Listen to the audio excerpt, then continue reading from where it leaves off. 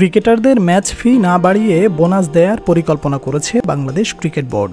বিসিবির দুই পরিচালক ইসমাইল হায়দার মল্লিক ও নাইমুর রহমান দুর্জয়ের মতামতের ভিত্তিতে ভিন্ন পথে হাঁটছে বোর্ড। ক্রিকেট পারফরমেন্স বিভাগের প্রস্তাবনা অনুযায়ী ক্রিকেটারদের ম্যাচ ফি বাড়ানো হচ্ছে না। গত ফেব্রুয়ারিতে বোর্ড মিটিংয়ে ক্রিকেট অপারেশনস বিভাগ ক্রিকেটারদের ম্যাচ ফি বাড়ানোর প্রস্তাব আনে। প্রস্তাবনায় বর্তমান ম্যাচ ফির সাথে সর্বোচ্চ 2 লাখ টাকা টেস্টে, 1 লাখ টাকা ওয়ানডেতে আর 50,000 টাকা টি-20 সংস্করণে বাড়ানোর কথা বলা হয়। এই প্রস্তাবনা আনার পর বিসিবির ফিনান্স কমিটির চেয়ারম্যান মল্লিক ও হাই পারফরমেন্স বিভাগের চেয়ারম্যান দুর্জয় ম্যাচ ফি বাড়ানোর পরিবর্তে পারফরমেন্স বোনাস দেওয়ার বিষয়ে নিজেদের মতামত ব্যক্ত করেন। দুজনের মতামতের সঙ্গে অধিকাংশ পরিচালক একাত্মতা প্রকাশ করেন। তাই বোর্ডও ম্যাচ ফি বাড়ানোর পরিবর্তে পারফরমেন্স বোনাস বাড়ানোর সিদ্ধান্তে আসে। সর্বসম্মতিক্রমে বোর্ড ক্রিকেট অপারেশনস কমিটির পারফরমেন্স বোনাস দেওয়ার কাঠামো তৈরি করার নির্দেশ দেয়।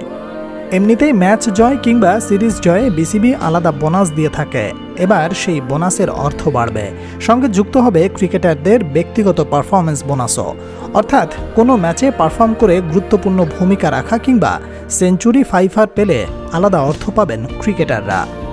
ম্যাচ ফির পরিবর্তে কেন পারফরমেন্স বোনাস দেওয়ার জন্য মতামত দিয়েছেন সেই প্রসঙ্গে দুর্জয় বলেন, আমি পারফরমেন্স বোনাসের পক্ষে একমত। পারফরমেন্স বোনাস উইনিং বোনাসের পক্ষে মতামত দিয়েছি। এটা ভালো হয়।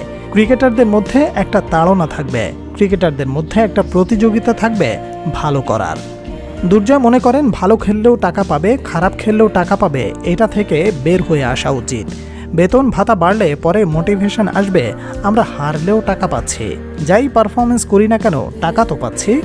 এর থেকে যদি ভালো পারফর্ম করলে টাকা আরও বেশি পায় ম্যাচ ফির তুলনায়, জিনিসটা ভালো না?